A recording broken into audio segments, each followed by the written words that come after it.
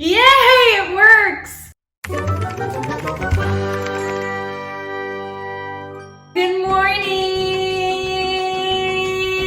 For today's video, sorry for that obnoxious intro. I should stop saying sorry. I think it's just because I don't mind making, not that I don't mind making a fool of myself, because I do, I do. But like, I don't care if I really look awkward. Anyway, sorry for that. Yeah, I don't know why I apologize so much, but it's not like out of a, I'm really apologizing because I feel really bad. It's kind of like deal with it kind of thing. So deal with it. Anyway, today on the agenda, we are making different coffee recipes. Like the average North American, I love having coffee, okay? And I love having my morning coffee. But lately, I just haven't been able to find a coffee that I really truly love, especially iced coffee. And I've looked up a few recipes on TikTok, as one would do, to find the best coffee recipe and to find Starbucks dupes, Starbucks copies, and I want to try some out with y'all and see if they really are good, if I really like them, and then see which one is my favorite and which one I'm gonna stick to. So, well, I mean, if I like all of them, I could actually interchange them, which is actually very great. So I bought a few things from those recipes that I would need to do those recipes, and I'm gonna take them out.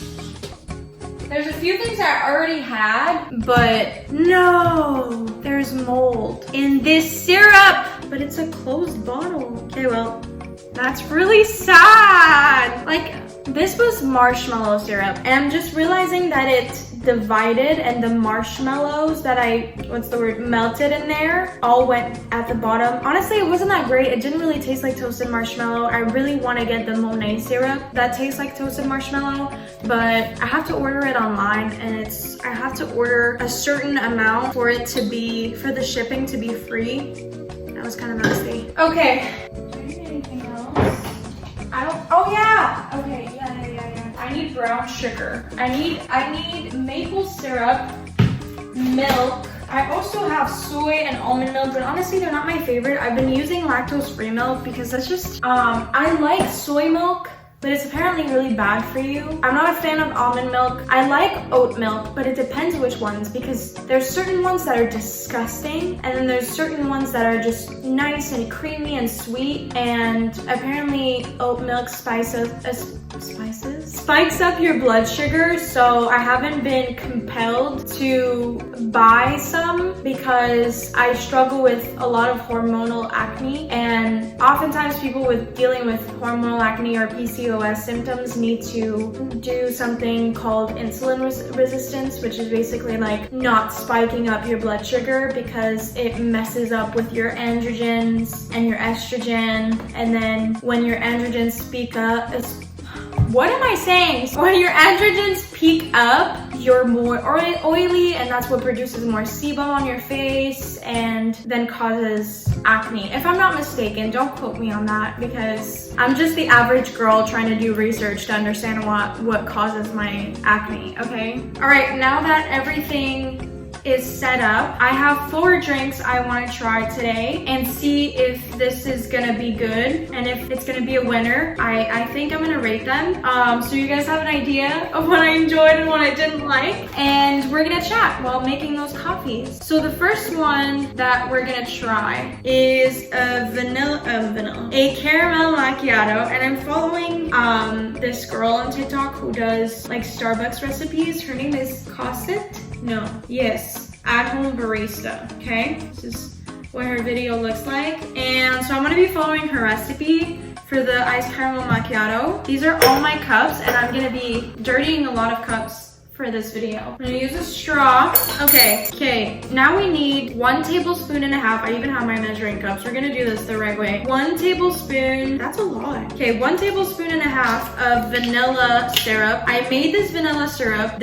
It's not molded, praise God. Just gonna mix it to make sure all the flavors are together. Okay, it smells like vanilla. It probably doesn't taste like the vanilla syrup that you would buy, but we're broke, so we're doing it DIY. It is 1 tablespoon, right? Yes. My hands are gonna be sticky after this. Ah! I'm like putting a bunch of syrup on my hands. 1.5 tablespoons of vanilla sugar. That's a lot of syrup. That's a lot. For the purpose of this video, actually, we're gonna do a little less. I don't want to make actual huge portions of this and then waste a bunch of milk, because I don't think I'm gonna be drinking 4 coffees in the span of like 4 hours. I'm literally gonna be having a bunch of anxiety attacks. Wait, I'm gonna use, she adds 1 cup, but we're gonna add half a cup. I feel like I put too much syrup now. I mean, technically it's not, I don't know. Okay, she adds half a cup of milk. I'm stressed. I'm not stressed, I'm lying. I thought I was gonna add ice before. Okay, she makes 2 shots of espresso, but we're gonna make 1 just for the purpose of this video. So look at my cute little espresso cup. Okay, it's actually from the brand, from the Nespresso brand. And is my camera dirty? I don't know. Hold on. Sometimes my camera is like, okay, no, it's fine. We're fine. We're good. Look at this beauty. So I'm gonna add the espresso. I think it's because she follows the Starbucks recipe. I think that's why she, oh, hold on, you can't see anything. I think that's why she adds the ice afterwards, because that's what they do. But yeah, so I'm gonna add this espresso shot in my cup. Yay. And then now she adds the ice. Well, she added it before, but anyway. Also might run out of ice because my freezer has not been producing ice quick enough for me. That's it. I feel like this looks really sad. She just drizzles some caramel on top and that's literally it. But why does mine look so sad? This is a disaster already. Don't follow my recipes. Follow hers, because I made it smaller just in general, but hers looks super nice and like the coffee's flowing down. She added her coffee after adding the ice. This is what the coffee looks like. It looks super amazing, and this is what mine looks like. All right, let's taste it regardless. It smells like caramel. It smells really good for the taste test. Definitely too sweet, but that was predictable. I actually really like it. I like it. This is definitely something I'm gonna be making again, but with the right proportion. I really enjoyed this. I would definitely do it differently than I just did, but we learn. We make mistakes and we learn. I really like this. I'm gonna be drinking it while I make my other coffee. Okay, I'm gonna be making, I don't know what this is. This one is more complicated, but you can personalize it the way that you want. I'm loving this. I'm really loving this. We're gonna be making an iced white mocha with sweet cream cold foam and caramel drizzle on top. To make the white mocha sauce, I don't have white chocolate sauce, but apparently condensed milk should do the trick. And it apparently tastes almost identical. I put some on my iPad. Ooh, that's pretty good. I'm making a mess everywhere already, and that's just, ooh, give that iPad a little clean at the same time. Okay, we're not gonna follow a recipe because there was no recipe for this. I'm just gonna eyeball it, okay? So, I just put that whole thing in like dirty water, and that's kind of gross. I already found a new recipe I love. Oh wait, I haven't rated. I didn't rate this thing. Okay. I would give this a 7.5 out of 10. And hear me out. I like it. What the heck? We're doing better. We're recovering. So sometimes. What? Rating. I love this. There's not a lot that's special about it. And I think the only reason why I'm giving this a 7.5 out of 10 is because the caramel macchiato at Starbucks is not my favorite drink. And I think I would add a little bit more espresso. I think the reason why I'm not enjoying it as much is it's not the right proportion, and I put a little bit too much of that sugar for the kind of portion I was making because I cut it down in half. So overall, this would be really good if I follow the proportions. But in general, it's very basic. That's what it is. It's very basic. 7.5 out of 10. So I have no idea. I'm gonna put it in this. I was really debating my life right now. I have no idea about the proportions, so we're just gonna eyeball it. I feel like there would be a more efficient way for me to do this. Is that enough? I feel like I'm gonna make these too sweet, like all of them, but That is gonna be a very sweet drink in and of itself, so let's just hope it's really good. I just put a little bit at the bottom, you know the drill. We're gonna do our espresso. So Emmy, what are you doing with your life? Oh, nothing. I just film videos while wasting my parents' coffee. That's literally what I feel like I'm doing right now. Okay, my espresso shot is done. I'm just kind of mixing in. It's not really mixing very well. Hopefully it's enough. I'm gonna add ice first. We're gonna add our milk. I think I'm gonna add the same amount of milk that I added for the other one. So half a cup. Whoa! Then I'm gonna make some sweet cream cold foam. So I'm gonna take, what am I gonna take? A teaspoon of vanilla syrup. That's it.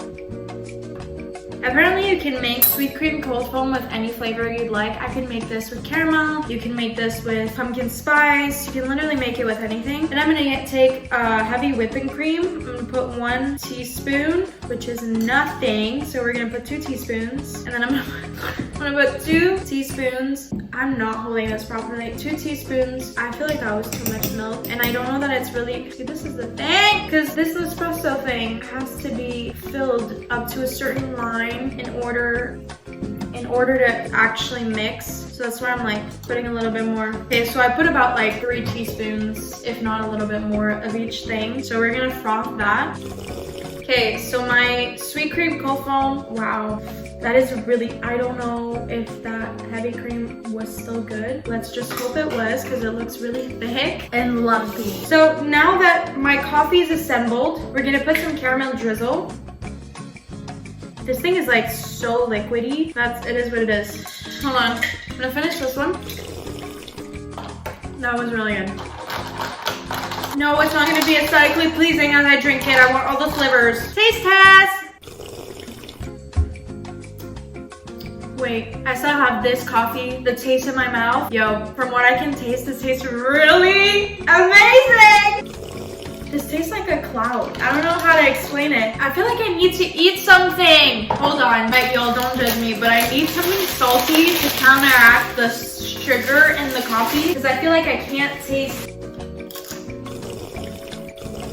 I'm really enjoying this. I really enjoy this. I would rate this like an 8 out of 10. And I think because I gauged the sugar of everything a little bit better than this one. In the macchiato, it's just like on point, and the sweet cream cold foam is like a cloud, and it feels like light as you're drinking it. Everything just blends so well. Like the coffee is not super bitter. It's not too sweet. It's not too milky. It's not too foamy. Oh, I really love it. An 8 out of 10. 8 out of 10. I feel like, see, this is what we're trying to do. I'm trying to make my coffee in the morning become an experience. Because the thing is, going out to get yourself an iced coffee is such an experience for me. Like, I can make myself a hot coffee at home. I'm not really picky about my hot coffees, except if it's like a pumpkin spice latte. I like getting it at Starbucks, but even then, like getting the pumpkin spice creamer, you can make one that tastes pretty much identical at home. But I feel like making an iced coffee, because it's like simple syrup, it's not like, I don't know what it is, but it just, even just with creamer, it never hits the same. Getting an iced coffee drink is such an experience, but I just find in general, I don't enjoy iced coffees at home. I really enjoy iced coffees when I go get them at like a coffee shop. In general, it tastes better than what I make at home. So to make it all better, I bought these cups, and I usually have bamboo lids to come with it, and then it comes with the straws. But I find that I haven't really perfected a coffee, like an iced coffee recipe that I like. But I'm really happy that I'm finding recipes right now because I don't want to spend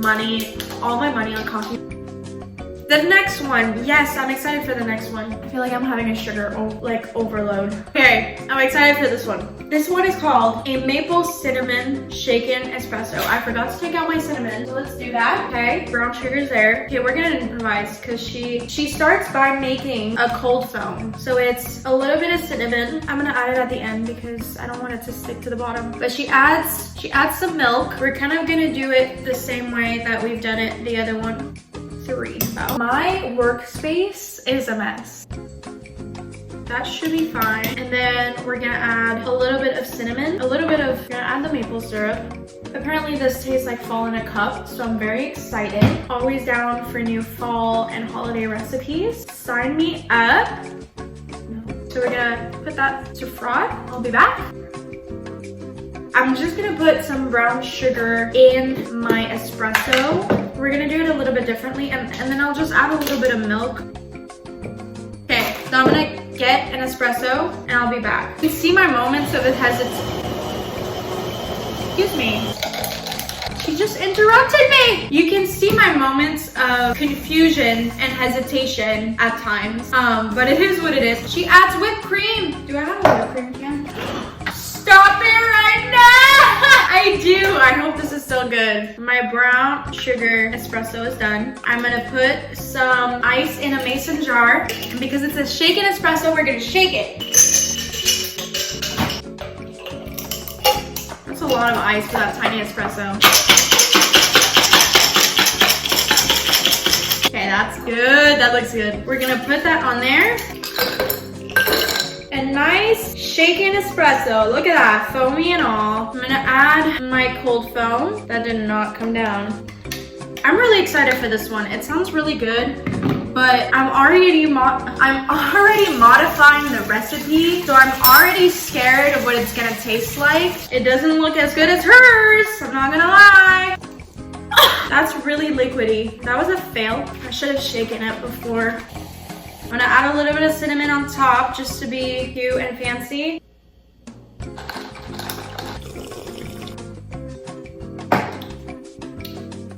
What? This is the bomb!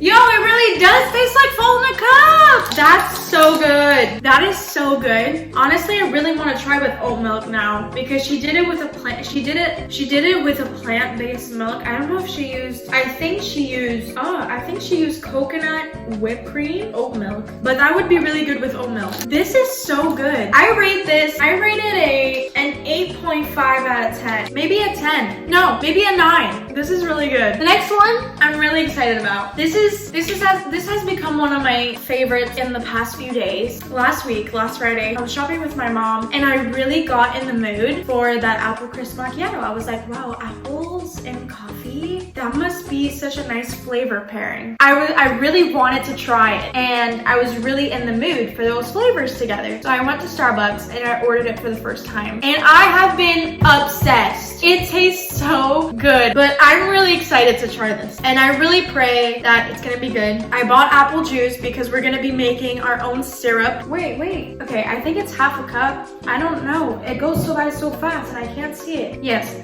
half a cup. There's too much on this table, on this counter. Half a cup of brown sugar, 1/4 of a teaspoon of cinnamon. I don't even know if I have nutmeg. And I'm gonna use nutmeg. It's half a teaspoon of nutmeg again. So I don't have nutmeg. We're gonna do without. There's half a cup of apple juice. I don't know what this is gonna taste like, to be honest. And then half a cup of water. And then I think I'm gonna put it on the stove. Oh yeah, and then I need to cut an apple. She simmers an apple, but I don't wanna waste an apple for that. How long does she simmer it for? 15 minutes. Okay. Oh, this smells. This really does smell like apple crisp. Okay, I'm gonna let this simmer for 15 minutes and I'll be back. While we wait, let's talk. I'm like super counter light right now. Is this better? So let's talk about why I'm anxious. Ever since I came back from Bible school, I graduated in May. We're in October. I came back in May. I've been incredibly anxious. It wasn't my plan to come back to my hometown at first. It really wasn't. And then God was like, come back. And I was like, you sure, Lord? Like, you sure that's what you want me to do? And God was like, yeah, I want you to come back. And he confirmed it through me just reading the scriptures and him speaking to me while I was reading the scriptures and then confirming it through other people speaking about the same scriptures without them knowing about what God had been speaking to me, because it wasn't people I was close to. And I'll actually make a testimony video on that, because it's just God is faithful and he will give you confirmation. I'm not saying you should ask him for confirmation all the time, but when it's a big decision, he will make make it known to you. And if you're confused a little bit about what he's asking you, which was what was happening with me, I was very confused at the beginning and I wasn't sure that that's what God was asking me to do. But he kept confirming it to me and he kept illuminating that to me. Did I say illuminating? Illuminating that to me as the year went on. So I'll make a testimony video about that another time. But God was really asking me to come back home. So I took a step of faith and I came back home. I was like, as soon as I come back home, God is just gonna lead the way. Because another part of this testimony is God gave me the promise, where God guides, he provides. And anyway, I just have to get into the testimony another time or another day, because it's a really like full circle moment with the Lord that I had last year. I'm getting emotional. This God is so good, man. God is so good. I was like, God is gonna provide. He orders my step, and he's gonna provide everything that I need, and he's gonna provide me with the other step. The next step when I come here. And then I came here and it felt like nothing was happening. And you'll understand a little bit more when I do explain the testimony. It's really hard to explain without actually explaining what the testimony and what God promised me. But I was trying so hard. You leave for Bible school for 2 years and you make your community, your family, your friends over there, church, and then coming back, it's like having to rebuild relationships and friendships out of scratch. And my best friend ended up staying back in the States and I ended up coming back, and I don't really have like a solid church community because I didn't when I first left. All right, y'all, we changed rooms because my brother came in and started blasting music, so I couldn't film. Anyway, I finished the coffee, so we're gonna do the taste test and then we're gonna come back into the story I was saying. My syrup didn't turn out to be as thick as hers. It was very liquidy. I'm like worried that it's not gonna be sweet enough, so I put a bunch, and I'm now scared that it's gonna be too sweet. So let's try it. It doesn't taste like apples. That's so disappointing. Also, I made it full size because I was distracted by my brother, and so I put 2 half cups in there instead of 1 half cup. So I made the whole thing and it's not good. It's not bad. It just doesn't taste like apples. This is definitely a fail. And I'm really sad because I made a full-blown coffee. Absolutely does not taste like apples. So this is like a 1 out of 10. I'm so sad. So to pick up my story back home, to pick my story back up, like I said, I don't really have a solid church community because I didn't even back then. Not having a solid church means you don't have a solid circle of friends and community to help you in your walk. And my family is not Christian, so I'm the only born again Christian in my family. I feel like a mom.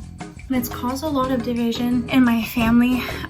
So it's been getting better. God has really been working, and now my family is a little bit more accepting of the fact that I am a Christian. But you know, as much as I love my family, as a Christian, you need fellowship. So when I first came back, I was trying so hard to find my church, to find friendships, to build community. I really felt like I was coming back here to minister to people, and I know the Lord has anointed me for worship, and I was like, I'm coming back and I'm gonna help in worship. And I was striving and striving and striving, and I was so anxious, like so anxious about everything. And God was telling me to rest and to wait on him, but I wasn't listening. I just kept striving and striving and striving, and I was like, what does it mean to wait? Like I can't. So I got a job for the summer at a church, and it was really hard because I was working with teenagers, and some of them were Christians, some of them were not, and it was like really tough. And I was continuously exhausted every day. Like it was hard to get up. It was hard to get through the day because my body was aching. I was continuously tired throughout the day. I would get very low crashes and just not being able to focus, not being able to do anything. Like my brain was foggy. I had no energy whatsoever, and realizing that a lot of it was because I was super anxious. When I went to my grandma's, it was actually really God appointed, like the whole trip. I really got to rest, and God was really showing me like, you've been anxious about everything, but I just need you to be still. I just need you to wait. I just need you to wait and trust me. Wait on me and I'm gonna move. And you've been relying a lot on your power and what you see in the physical of what your life looks like, and you've been trying to change that by your own strength, and and it's not gonna work because that's not what I've asked you to do. We all know, like, when you do things that God has never asked you to do, A, you're never gonna get a reward for it because God is not gonna reward something that he's never asked you to do, and B, you're just gonna exhaust yourself. You're gonna tire yourself from anxiety, from just overworking, burnout, when God's never asked you to do that. My life right now has kind of been, when I came back, I was like, I have a new perspective. I'm not gonna be anxious. Like, God really did a work in my heart when it came to my anxiety when I was back at my grandma's. But you know, it's a trip, and coming back here, I was kind of hit with the fact that I have no job, with the fact that I really don't know what I'm doing, and I really feel powerless. I've just been anxious about getting a job, anxious about working, but at the same time, I'm anxious that I don't have a job. It's like, it's really tough to come back and as a 22-year-old and to just keep working in customer service. So that's kind of been my anxiety, has kind of just been about a lot of things, about, you know, not having super solid friendships and fellowship with people I'm close with, and not having a solid church where I feel fed and anointed, and not anointed, but like I just feel fed and I can use my gifts for good. And it's been causing me to have a lot of anxiety, but God is faithful. He's really been patient with me. Like, he's really been patient with me. It's like you tell someone like over and over again the same thing and they don't listen, you get tired and annoyed, and that's literally what God has been doing with me, but he's not getting annoyed, and I'm just like, he's so good, and he's gonna work out everything in its time, and he works all things for our good. I've been reading this book. It's called You'll Get Through This: Hope and Help for Your Turbulent Times by Max Lucado. This has been a lifesaver, like a lifesaver, and he talks about the life of Joseph and, you know, all the ups and downs of Joseph's life. In one of the chapters, he talks about, is God good when life is not, or something along the lines of that. He talks about that verse, right? God works all things for our good. He gives this analogy, which is really good, and I really want to share it. If you are going through a tough time, or you know someone who's going through a tough time, definitely get this book. It has been a lifeline for me because it's really been going deep into Joseph's life, and I really relate, and it's been really such an encouragement to me in my tough time, in my anxious time, in a time where I just feel dry and nothing is going according to my dreams and my plans. He gives this coffee analogy, which, oh my gosh, I was not planning this at all. That is crazy. Jesus knows what he's doing, man. That's so crazy. I did not plan this at all. He gives this I'm literally so shook. See, this is how God aligns everything, but I really want to find it because I feel like I'm not gonna I literally fell on this page. Is God good when life isn't? Let me just find it, okay? It says, God promises to render beauty out of all things, not each thing. The isolated events may be evil, but the ultimate culmination is good. We see small examples of this in our own lives. When you sip a cup of coffee and say, this is good, what are you saying? The plastic bag that contains the beans is good. The beans themselves are good. Hot water is good. A coffee filter is good. No, none of these. Good happens when the ingredients work together. The bag opened, the beads ground into powder, the water heated to the right temperature. It is the collective cooperation of the elements that creates good. I love this analogy because it's true. Like, coffee beans by themselves are hard and bitter. Coffee, espresso by itself, some people like just the espresso, but it's bitter by itself. And then sugar is way too sweet by itself. Wow, that's crazy. The parallels, too bitter and too sweet. Like, if it's too much, it's not gonna be good. And milk by itself, it's good, but it's not the best, you know, like, unless it's paired with a sweet. And it's not each thing that is necessarily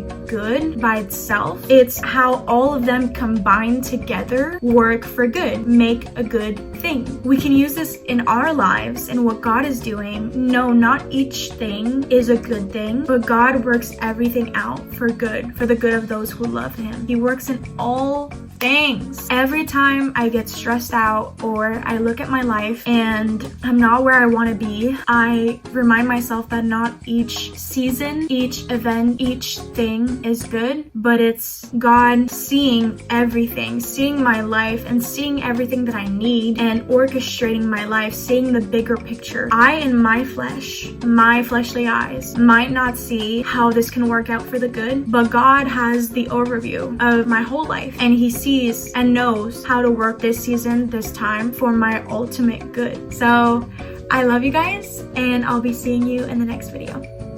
God bless you.